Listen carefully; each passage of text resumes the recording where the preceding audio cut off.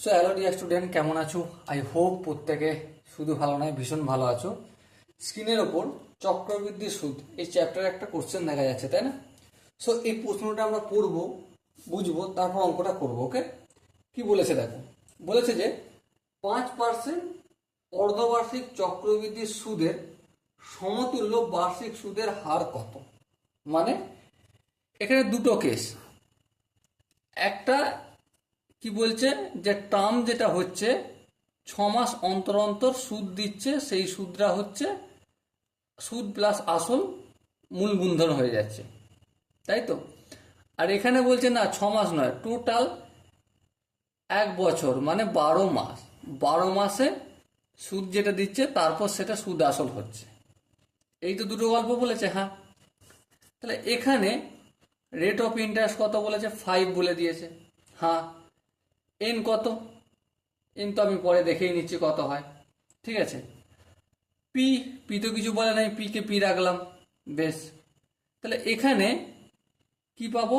এ এ মানে সমৃদ্ধি মূল সমান কি? সমৃদ্ধি মূল সমান পি ইন্টু 1 + R/100 N। এবার এটাকে ক্যালকুলেশনটাকে একটু যদি এলাবোরেট করি, কি হবে এটা? পি ইন্টু 1 + R/2 হবে। কেন 2 হচ্ছে? কারণ বছরে দুবার কি করছে? সুদ দিচ্ছে। চক্রবৃদ্ধি সুদটা দুবার হচ্ছে বাই 100। আর এখানটা 2n হয়ে যাবে। বেশ, আর এটা কি হয়ে যাবে? এটার a ইকুয়াল টু পি, তো দুজনেরই এক, তাহলে পি কে পি রাখছি। 1 এখানে আরটাকে আমি একটা কাজ করছি, ক্যাপিটাল আর দিচ্ছি বাই 100, আর দুজনেরই এন একই করলাম। এই দুটোকে যদি সমতুল্য আলোচনা করি, তাহলে এই দুটোকে ইকুয়েট করবো। হ্যাঁ, চলো করে দিই।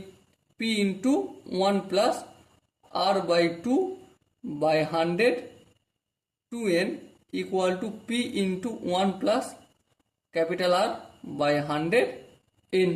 ওকে, দেখো এদিকেও মূলধন যায়, এদিকেও মূলধন, তাই দুটি গুণের আকার আছে। এই পিটাকে যদি অপোজিট সাইডে এসে ভাগ হবে, ভাগ হলে এই পি এর সঙ্গে নিচের পি কেটে যাবে, তাহলে আমি এখনই কেটে দিলাম। বেশ, 1 + আর এর মান কত? 5 লিখলাম। এই দুইটা নিচে হয়ে যাবে, 2 ইন্টু 100। এবার দেখ এখানে 2 আর থাকলো। এবার একটা আমি কাজ করব, 1 + R/100। এই যে এন আছে না, সূচকের একটা সূত্র দেখো, a⁴m ইকুয়াল টু b⁴n যদি হয়, তাহলে এ সমান কি? b⁴n/m হয়। হ্যাঁ হয়। তাহলে এই এনটাকে যদি এদিকে আনি, কি হয়ে যাবে? n/n হয়ে যাবে। তাহলে এই এন কে এন কাটিয়ে দিলাম। বেশ, আশা করি এখানটা কারো বুঝতে অসুবিধা হয়নি। এবার দেখো 1 + 5, এটা 2 ইন্টু 100 200, পুরোটার হোল স্কোয়ার আছে, ইকুয়াল টু 1 + R/100। হ্যাঁ, এবার দেখো 1-এর সঙ্গে 5/200 যোগ করলে কত পাবো? নিচে 200 থাকলো, এটা হয়ে যাবে 205, এই পুরোটা হোল স্কোয়ার। আর এই 1টা যদি সমান এদিকে আসে, -1 হয়ে যাবে, ইকুয়াল টু R/100। 1 মানে কি? 1 স্কোয়ার বলতে পারি। হ্যাঁ, তাহলে a square minus B square সূত্র কি? এ এই A plus B into A minus B equal to R/100। Okay, দেখো এখানটা কি হবে? 200 লসাগু হবে, এই সরি 200 হবে। 200কে 200 দিয়ে ভাগ হলে 1, 1কে যদি 205 দিয়ে গুণ করি, সেম হয়ে যাবে 205, প্লাস 1কে 200 দিয়ে গুণ করলে 200 ইন্টু 200, 200কে 200 দিয়ে ভাগ করলে 1, 1কে 205 দিয়ে গুণ করলে সেম, মাইনাস কি হয়ে যাবে? 1কে 200 দিয়ে গুণ করলে 200 ইকুয়াল টু R/100।